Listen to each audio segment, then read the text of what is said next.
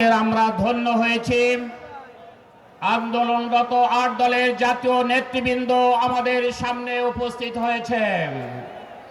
আজকের এই খুলনা বিভাগীয় সমাবেশে প্রধান অতিথির বক্তব্য রাখছেন বিশ্ববরেণ্য ইসলামী আন্দোলনের অন্যতম সেফাসালান, আগামী নতুন বাংলাদেশ গড়ার স্বপ্নদ্রষ্টা, মানবিক নেতা, বাংলাদেশের জামাত ইসলামীর সম্মানিত আমির জনাব ডাক্তার শফিকুর রহমান। এখন আপনাদের সামনে বক্তব্য রাখছেন জনাব ডাক্তার শফিকুর রহমান।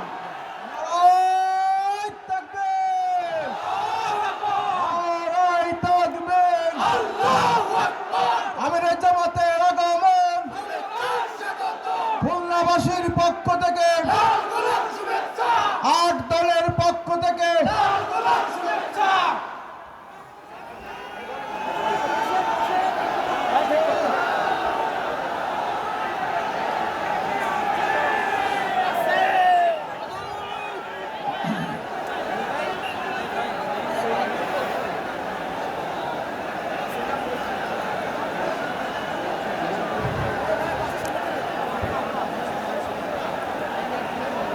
আসসালামু আলাইকুম ওয়া রাহমাতুল্লাহ।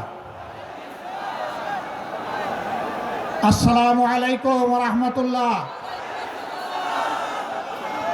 আলহামদুলিল্লাহি রাব্বিল আলামিন ওয়াসসালাতু ওয়াসসালামু আলা রাসূলিহিল কারীম ওয়া আলা আলিহি ওয়া সাহবিহি ওয়া আহলি বাইতি আজমাইন।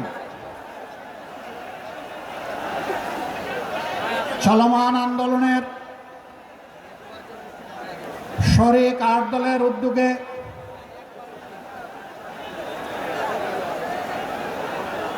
খুলনার মধ্যস্থলে আজকের এই বিভাগীয় সমাবেশের সম্মানিত সভাপতি, ইসলামী আন্দোলন বাংলাদেশের সম্মানিত আমির, বিশিষ্ট আলেমে দ্বীন, চরমনায় সম্মানিত পীর হযরত মাওলানা সৈয়দ রেজাউল করিম, মঞ্চে বসা ৮ দলের শীর্ষ নেতৃবৃন্দ, বিশেষ অতিথিবৃন্দ, বিভাগীয় নেতৃবৃন্দ, স্থানীয় নেতৃবৃন্দ, খুলনার আপাম জনগণ, ভাই ও বোনেরা, আল্লাহ তাবারক ওয়া তাআলা শুকরিয়া আদায় করছে। আল্লাহর দ্বীনের প্রয়োজনে, বাংলাদেশের মানুষের মুক্তির প্রয়োজনে আল্লাহ তাআলা ৮টি ইসলামী এবং দেশপ্রেমিক দলকে একত্রিত হয়ে যুগের চ্যালেঞ্জ গ্রহণ করার তৌফিক দান করেছেন। আলহামদুলিল্লাহ। ইতিমধ্যে বিশেষ অতিথি সহ সম্মানিত অতিথিবৃন্দের, নেতৃবৃন্দের মুখ থেকে আপনারা গুরুত্বপূর্ণ বক্তব্য শুনেছেন। এক এক করে স্বাধীনতার ৫৪ বছর অতিবাহিত হয়েছে। এই ৫৪ বছরে স্বাধীন বাংলাদেশের জনগণের লালিত স্বপ্ন অনেকটাই বাস্তবায়িত হয়নি। দৃশ্যমান কিছু উন্নয়ন সাধন হয়েছে, আমরা তা অস্বীকার করব না। এই ভৌত কাঠামোগত উন্নয়নই একটি জাতির আসল উন্নয়ন নয়। একটি জাতির আসল উন্নয়ন হচ্ছে এই দেশ এবং জাতির মধ্যে ন্যায় বিচার বা সামাজিক সুবিচার আছে কি নেই। বাংলাদেশে গ্রাম আদালত থেকে শুরু করে সর্বোচ্চ আদালত পর্যন্ত আজকে যার প্রভাব প্রতিপত্তি নেই, অ্যাকাউন্ট ভর্তি যাওয়ার কোনো টাকা নেই, বাংলাদেশে তার জন্য কোনো বিচার নেই। একটা দেশ সভ্য দেশ কিনা তার পরিচয় হচ্ছে সেই দেশের শিক্ষা ব্যবস্থাটা কেমন। আমরা দেখতে পাই আমাদের দেশের শিক্ষা ব্যবস্থা মূলত দুই ধারায় বিভক্ত। দ্বীনি শিক্ষাকে কেন্দ্র করে সেই শিক্ষার চর্চার জন্য মাদ্রাসা, ছোট মাঝারি বৃহৎ আকারের হাজার হাজার মাদ্রাসা বাংলাদেশে বিদ্যমান। তার পাশাপাশি আমরা লক্ষ্য করি সাধারণ এবং বিশেষায়িত শিক্ষা দেওয়ার জন্য দেশে বেশ কয়েকটি পাবলিক এবং প্রাইভেট বিশ্ববিদ্যালয়, কলেজ, স্কুল এবং প্রাইমারি স্কুল রয়েছে, যার সংখ্যা লক্ষ লক্ষ। মাদ্রাসা শিক্ষা ব্যবস্থায় আমরা দেখি সেখানে ইলমে দ্বীনের চর্চা হয়, সেখানে কোনো গণরুম নাই, সেখানে কেউ কাউকে খুন করে না। মাদ্রাসার ভিতরে আগ্নেয়াস্ত্রের কোনো মহড়া দেখা যায় না। মাদ্রাসার ভিতরে জ্ঞান চর্চার বাইরে অন্য কিছু আমরা লক্ষ্য করি না। কিন্তু স্বাধীনতার 54 বছর আমরা দেখে এসেছি বাংলাদেশের সর্বোচ্চ বিদ্যাপীঠ ঢাকা বিশ্ববিদ্যালয় সহ অসংখ্য কলেজ বিশ্ববিদ্যালয়ে আমাদের সন্তানদের লাশ পড়েছে, রক্তে ভেসে গেছে, গাজার মদের আসর বসেছে, আমাদের মেয়েদের ইজ্জত দিয়ে টানাটানি করা হয়েছে, অস্ত্রের ঝঞ্ঝনানিতে শিক্ষা প্রতিষ্ঠান অস্থির হয়ে উঠেছে। এটি একটি সভ্য দেশের শিক্ষা ব্যবস্থার পরিচয় বহন করে না। প্রিয় দেশবাসী, একটা দেশকে সভ্য দেশ হতে হলে এই দেশটাকে দুর্নীতিমুক্ত হতে হয়।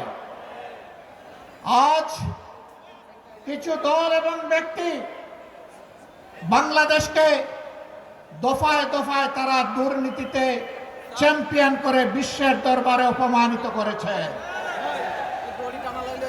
এদের সকলের অতীত রেকর্ড বাংলাদেশের জনগণের হাতে আছে। এমনকি দুঃখের বিষয়, সকল ফ্যাসিবাদ, দুর্নীতি, বৈষম্য, দুঃশাসনের বিরুদ্ধে 5 আগস্টের বিপ্লব অনুষ্ঠিত হয়েছিল। সেই বিপ্লবের পরের দিন থেকে একটা গোষ্ঠী নিজেদের কপাল কিসমত গড়ার জন্য বাংলাদেশের জনগণের উপর ঝাঁপিয়ে পড়েছে। আজ চাঁদাবাজদের দৌরাত্ম্যে সমাজ জীবন অতিষ্ঠ ততষ্ঠ, ত্রাহি ত্রাহি অবস্থা। বিনিয়োগকারী, শিল্পপতি, ব্যবসায়ী, ক্ষুদ্র ব্যবসায়ী কেউ শান্তিতে নাই। আগের চেয়ে চাঁদার রেট বেড়ে গেছে বলে সকলেই তারা বিষাক্ত নিঃশ্বাস ফেলেন। তারা বলেন, আগেও ভালো ছিলাম না, এখন আরো খারাপ। আমার আগে আলহামদুলিল্লাহ এখানে একজন বিজ্ঞ আলেম, আপনাদের প্রিয় মানুষ হযরত মাওলানা সাখাওয়াত হোসেন সাহেব বলে গেছেন, 5 তারিখের পরে আল্লাহ তাআলা আমাদেরকে ওই দেশে বাঁচিয়ে রেখেছেন এবং মুক্তির একটু স্বাদও আল্লাহ তাআলা দান করেছেন, আলহামদুলিল্লাহ। কিন্তু কোন ইসলামী দলের নামে আজকে চাঁদাবাজির পরিচয় তাদের কপালে জুড়ে দেওয়া হয়নি। কোন দেশপ্রেমিক দল চাঁদাবাজ হয়ে 5 তারিখের পরে আবির্ভূত হয়নি। যারা আবির্ভূত হয়েছিলেন দায় এবং দরদ নিয়ে তাদের সাথে বসেছিলাম, তাদেরকে বলেছিলাম এটি শহীদদের রক্তের প্রতি বিশ্বাসঘাতকতা, এটা বন্ধ করতে হবে। যদি বন্ধ করা না হয়, বিপ্লবী জনগণ, তরুণ জনতা, কোলের বাচ্চা নিয়ে রাস্তাতে নেমে আসা ওই মারা আমাদেরকে ক্ষমা করবে না। বন্ধ করা হয়নি, চাঁদাবাজি অব্যাহত রয়েছে, দুর্নীতি অব্যাহত রয়েছে।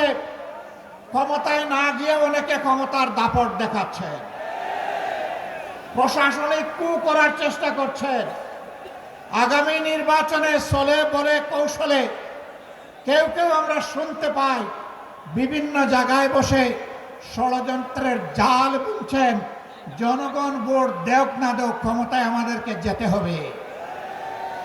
বন্ধুগণ, বেলা শেষ, দিনও শেষ, ওই সূর্য ডুবে গেছে। এ বাংলাদেশে এটা আর হবে না। আমরা হতে দেব না ইনশাআল্লাহ। আমরা তরুণ যুবকদেরকে জিজ্ঞেস করতে চাই, যাদের বয়স 35 কিংবা তার নিচে, তিনটা নির্বাচনে ভোট দিতে পারো নাই, অর্থাৎ সারা জীবনে একটা ভোট দিতে পারো নাই। আগামীতে তোমাদের ভোট নিয়ে কেউ ছিনিমিনি খেলুক, কেউ চুরি করুক, কেউ তোমাদের ভোট হাইজ্যাক করুক, তোমরা কি তা বরদাস্ত করবে? আমরা তোমাদেরকে কথা দিচ্ছি, তোমাদের ভোটের পাহারাদারি করার জন্য আমরাও যুবক হয়ে সেদিন তোমাদের সাথে একইভাবে লড়ব ইনশাআল্লাহ।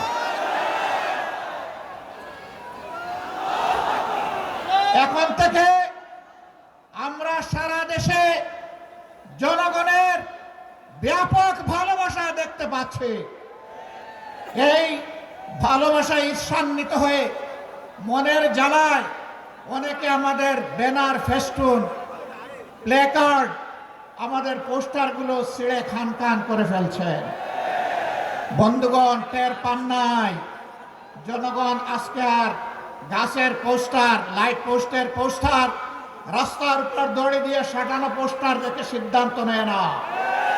আজকে তারা সিদ্ধান্ত নিয়ে ফেলেছে, যাদেরকে তারা ভালোবেসেছে তাদের বুকের ভিতরে তারা পোস্টার স্থায়ীভাবে স্থাপন করে দিয়েছে।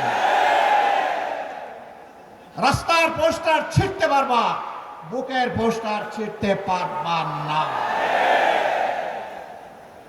অতএব ওই পোস্টার ছিঁড়াছিঁড়ি করে কোনো লাভ নেই। দিশাহারা হয়ে, হতাশ হয়ে, ক্ষুব্ধ হয়ে চূড়াগলিতে কেউ যদি হাঁটার চিন্তা করেন, তাহলে প্রয়োজনে আরেকটা 5 আগস্ট অনুষ্ঠিত হবে ইনশাআল্লাহ। যেই 5 আগস্ট সন্ত্রাসকে, ফ্যাসিবাদকে তাড়িয়ে দিয়েছিল, সেই 5 আগস্ট প্রয়োজনে আবার রুখে দেবে ইনশাআল্লাহ।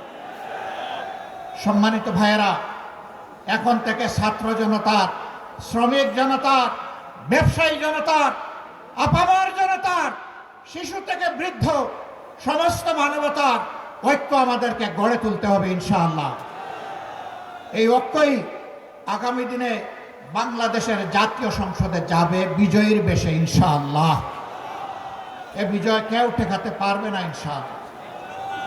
কারণ আমরা আছি মজলুমের পক্ষে, আমরা আছি অপশাসনের বিরুদ্ধে, আমরা আছি বৈষম্যের বিরুদ্ধে, আমরা আছি ন্যায়ের পক্ষে, আমরা আছি আল্লাহর দেওয়া কোরআনের বিধানের পক্ষে।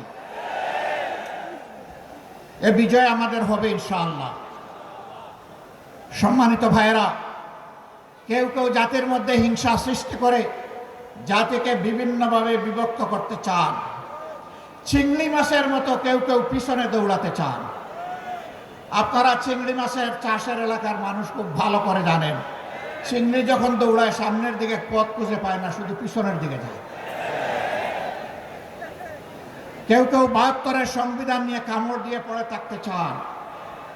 আমাদের বন্ধুদের মাঝে দীর্ঘদিন একসাথে আন্দোলন সংগ্রাম, ফ্যাসিবাদের বিরুদ্ধে লড়াই করেছি, তাদের কাউকে কাউকে আজকে আমরা সে কথা বলতে শুনি। মনে রাখবেন, বাংলাদেশে প্রথম দুঃশাসনের পর জিয়াউর রহমান সাহেব ক্ষমতায় এসে ওই সংবিধানকে তিনি আমূল পরিবর্তন করে দিয়েছিলেন। এখন যদি কেউ ৭২-এর সংবিধানের কথা বলেন, কার্যত তিনি শহীদ প্রেসিডেন্ট জিয়াউর রহমান সাহেবের বিরুদ্ধে অবস্থান নেবেন।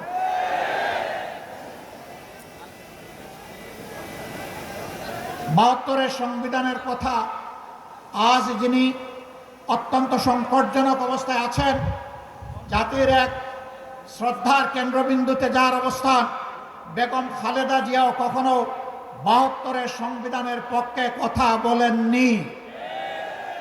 আমরা আশা করব যারা এই দুইজনকে ভালোবাসেন তারা কেউ আর ভুলেও 72-এর এই ফ্যাসিবাদী সংবিধানের কথা বলবেন না। সম্মানিত বন্ধুগণ, আজকে আপনারা যারা এখানে এসেছেন তারা খুলনার জনগণের, আপামর জনগণের প্রতিনিধি হয়ে এসেছেন। আমরা আপনাদের কাছে অনুরোধ জানাবো, ব্যক্তিগতভাবে এই নেতৃবৃন্দ খুলনার প্রত্যেকটি ঘরে, অন্তত প্রত্যেকটি এলাকায় গিয়ে যদি জনগণকে সালাম দিতে পারতেন খুব ভালো হতো। কিন্তু 18 কোটি মানুষের এই দেশে সারা বাংলাদেশে নেতৃবৃন্দকে দৌড়াতে হবে। এ কাজটা তাদের পক্ষে এককভাবে সম্ভব হবে না। তবে আপনারা যদি সবাই সিদ্ধান্ত নেন, আপনারা এই নেতৃবৃন্দের আওয়াজের প্রতিধ্বনি প্রত্যেকটা ঘরে ঘরে পৌঁছে দেবেন, তাহলে অবশ্যই এটা আপনাদের পক্ষে সম্ভব হবে। এই নেতাদের অ্যাম্বাসেডর হয়ে আপনারা সকলে এখন থেকে প্রত্যেকটি গ্রামে, প্রত্যেকটি ঘরে ছড়িয়ে পড়ুন। জনগণ আলহামদুলিল্লাহ আপনাদের পাশে আছে। আজ মুখ খুলে কথা বলে একজন আমার রিক্সা চালক ভাইকেও যখন কোনো সাংবাদিক জিজ্ঞেস করেন আগামী ভোট কোন দিকে, দফাস করে বলে দেয় আগামী ভোট ওই দিকে, আপনাদের দিকে, ঐক্যের দিকে, বিভক্তির বিপক্ষে, ন্যায়ের পক্ষে, কোরআনের পক্ষে, জনগণের পক্ষে। আমরা 8 দলের বিজয় চাই না, আমরা 18 কোটি মানুষের বিজয় চাই। আমরা কোনো দল বিশেষের বিজয় চাই না, আমরা মজলুম জনগণের বিজয় চাই। আমরা আল্লাহর কোরআনের বিজয় চাই। সেই বিজয়ের মিছিলে আপনারা সবাই জান প্রাণ দিয়ে লড়াই করে যেতে রাজি আছেন? আমরা যে 5 দফা কর্মসূচি ঘোষণা করেছি, যার ভিত্তিতে এখন এই আন্দোলন চলছে, আমাদের স্পষ্ট বক্তব্য, আমাদের দাবি পূরণ না হওয়া পর্যন্ত আমাদের লড়াই চলবে। আর আমরা জনগণের জন্য যা করতে চাই, দুর্নীতিমুক্ত সমাজ, ন্যায় বিচার সকলের জন্য, এবং তার পাশাপাশি অর্থনৈতিক ব্যবস্থাকে ঢেলে সাজানোর যে অঙ্গীকার আমরা ব্যক্ত করেছি, তাবেদার নয়, স্বাধীন রাষ্ট্রের যে পররাষ্ট্রনীতি আমরা ঘোষণা করেছি, তা প্রতিষ্ঠিত না হওয়া পর্যন্ত আমাদের লড়াই অব্যাহত থাকবে। আমাদের যুবক যুবতীদের আকাঙ্ক্ষা পূরণ না হওয়া পর্যন্ত আমাদের লড়াই অব্যাহত থাকবে। আমরা যুবক যুবতীদেরকে কথা দিচ্ছি, বাংলাদেশ তোমাদের হাতে তুলে দেওয়ার জন্যই আমরা এই আয়োজন করেছি। তোমরা তৈরি হও, এ বাংলাদেশ আমরা তোমাদের হাতে তুলে দিতে চাই। আমরা সাথে থেকে তোমাদেরকে দোয়া দেব, সহযোগিতা করব। সন্তানেরা দেশ চালাবে সুন্দরভাবে, এটি হবে আমাদের জন্য গর্বের কারণ। প্রস্তুতি নেওয়ার জন্য আহ্বান জানাচ্ছি, তোমরা প্রস্তুত হয়ে আসো। শুধু চাকরি কেন, চাকরির খোঁজ না করে নিজেই কিভাবে দেশটা গড়বা, চাকরি দিবা, সেই ব্যবস্থা, সেই চিন্তা এখন থেকে মাথায় লালন করো। আমরা ওই শিক্ষাই তোমাদের হাতে তুলে দিব, যেই শিক্ষা একজন মানুষকে মানুষও বানাবে, আবার একজন দক্ষ কারিগর বানাবে ইনশাআল্লাহ। সেই বাংলাদেশ গড়ার চলমান এই আন্দোলনের সংগ্রামে বাংলাদেশের 18 কোটি মানুষকে শরীক হওয়ার উদাত্ত আহ্বান জানিয়ে আজকে যারা এই আয়োজন করেছেন তাদেরকে কেন্দ্রীয় সংগঠনের দায়িত্বশীল নেতৃবৃন্দের পক্ষ থেকে আন্তরিক কৃতজ্ঞতা এবং ধন্যবাদ জানিয়ে আমরা মহান আল্লাহ তাআলার সাহায্য কামনা করে আগামী দিনে একটা ফ্যাসিবাদ মুক্ত সমাজ দেখার আকাঙ্ক্ষা প্রত্যয় রেখে আমার কথা এখানেই শেষ করছি। আল্লাহ হাফিজ। বাংলাদেশ জিন্দাবাদ। বিজয় হোক জনতার। আসসালামু আলাইকুম ওয়া রাহমাতুল্লাহ।